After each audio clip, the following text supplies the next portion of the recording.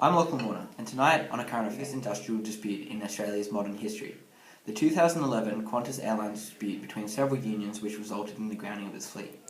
The 2011 Qantas industrial actions were a series of disputes that created worldwide attention, as Australia's biggest airliner came under fire as inside unions strongly argued for new enterprise bargaining agreements, EBAs. Three unions representing Qantas high management and Qantas employees battled fiercely over pay and conditions, with the looming hope of Qantas announcing plans to launch a new airline in Asia, the numerous work stop actions being carried out by engineers, long-haul pilots and baggage and catering staff needed to be resolved. At the height of the dispute, on the 29th of October, Qantas unexpectedly grounded its entire domestic and international. We have decided to ground the Qantas international and domestic fleets immediately. I repeat, we are grounding the Qantas fleet now. Obviously, those flights that are currently in the air will complete their scheduled sectors. However, as from now, there will be no further Qantas domestic or international departures anywhere in the world. Jetstar and Qantas Link will continue to operate. Express Freighters Australia and Atlas Freighters will continue flying. JetConnect will also continue to operate Qantas services across the Tasman. We are looking out until the unions withdraw their extreme claim and reach an agreement with us. In tonight's segment, there is an extensive look into this complex dispute, including the parties involved, the issues leading up to the event, an evaluation of the impacts on Qantas and its employees, and how the dispute was resolved. The Qantas industrial argument featured two parties, Qantas management, led by Qantas CEO Alan Joyce, and three individual unions. In the 2011 dispute, the following three unions were involved. The Australian Licensed Aircraft Engineers Association, ALAEA, representing aircraft engineers. The Transport Workers Union of Australia, TWU, representing ground staff and baggage handlers. The Australian and International Pilots Association, AIPA, representing aircraft pilots, and specifically in this case long-haul pilots. While these unions are separate, they were collectively fighting for new and better EBAs. Whilst each union had separate issues, all were centred around the same concerns. These included pay rises to occur under the same working conditions, job security for its employees as the number of foreign workers increased in Australia and the Asia-Pacific region, disapproval of aspects of Qantas's outsourcing. Also a major presence during this dispute was the National Workplace Relations Tribunal, Fair Work Australia, the FWA. Fair Work Australia is an independent body and an industrial court. It has the responsibility to carry out a range of roles, including industrial action, dispute resolution, enterprise bargaining, employment termination, and a safety net for minimum wages and employment conditions. As the FWA is a liable organisation for workplace disputes, it played a major role during the Qantas dispute by ending the industrial action due to the damage it was doing to the economy. One other third party involved was the Australian federal government, led by Julia Gillard, Prime Minister at the time. The federal government did not play a major role in the initial stages of the event, but stepped in when the issues escalated and there was a threat to the Australian economy. The series of industrial disputes commenced around July 22, 2011. The disputes ran for a period of approximately 3 months, where they ended on October 31, 2011. As time progressed, the disputes heated at a fast rate as both parties were in fierce disagreement. There were many significant events prior to the official commencement of the disputes. These disputes began with Qantas terminating the EBAs of pilots and aircraft engineers. This caused the AIPA and the ALAEA unions to get involved and begin negotiating with Qantas. The negotiations fell through, and by March 22, 2011, employees had begun to take action. While the TWU, with the TWU announcing that 9,000 Qantas workers are ready to go on strike for a 4% pay increase. However, this had no effect on Qantas, and by July 27, 2011, all unions had voted in secret ballots for the protected industrial action that would eventually cause the grounding of the Qantas fleet. By grounding its fleet, Qantas caused many issues for Australians and the wider economy in general. The lockout resulted in the cancellation of 600 flights, and in its first day was estimated to have stopped between 68,000 and 80,000 passengers from travelling. Many passengers reported planes taxiing to take off turning around, with the passengers being forced to disembark. The cancellations also affected the flights of 17 heads of state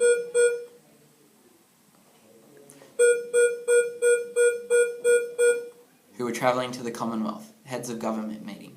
These stranded passengers hurt Qantas's reputation and the reputation of Australia, as Qantas is Australia's major airline.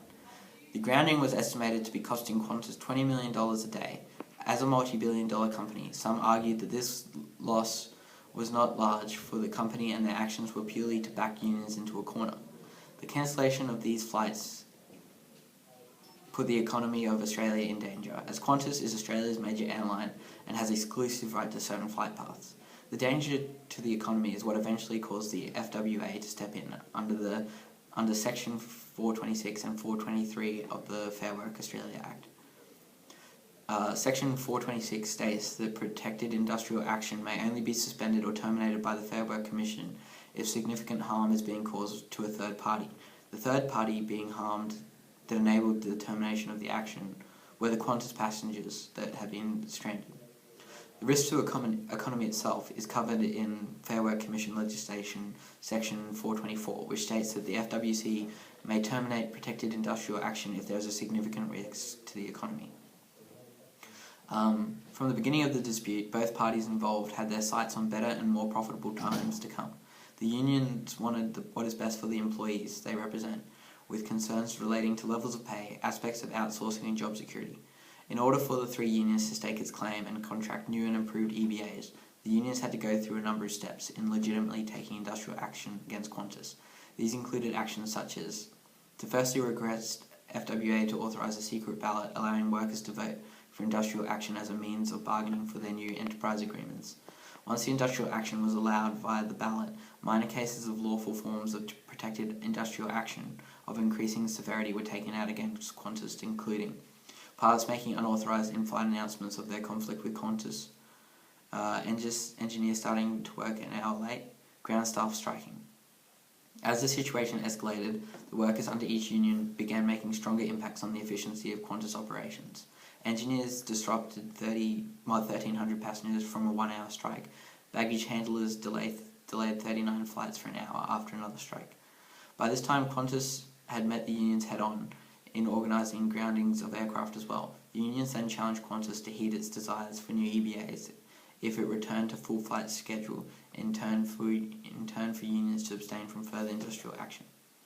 These above actions were taken out by Qantas employees under the guidance of the unions in order to make us. Since early attempts getting Qantas's attention failed, the unions felt they had no other alternative but to increase the severity of the industrial actions taken out to further support their claims.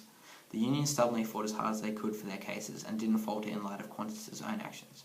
All the unions' actions were deemed lawful by the Queensland Government, as they had the full backing of Australia's Fair Work Regulatory Administration. The unions used the correct methods by holding ballots and applying for protected industrial actions. Qantas's main goal was to increase their bottom line by lowering labour costs, specifically on international routes, as Qantas is supposedly losing $200 million a year in this way alone. The tactic of grounding all planes employed by Alan Joyce threatened to damage Qantas's reputation by disrupting not only his workforce, but thousands of customers around the world. Alan Joyce felt he had no other alternatives, and that this would trigger government intervention. His tactical move appeared to succeed, as it caused a national crisis made more effective by the geographical location and isolation of Australia as a large island continent, and its reliance on aircraft for overseas commuting. Therefore, the federal government ordered the FWA to intervene immediately. However, many have described Joyce's actions as morally incorrect. Legally, as a business, Qantas has a right to cease operation and lock out employees, but they still have the responsibility to protect the interests of their employees and the interests of Australia itself. While the lawful actions of the airlines affected its staff and the country, the actions of Qantas also influenced the company as a whole. Many stated that it had ruined Qantas's reputation as a good and reliable airline.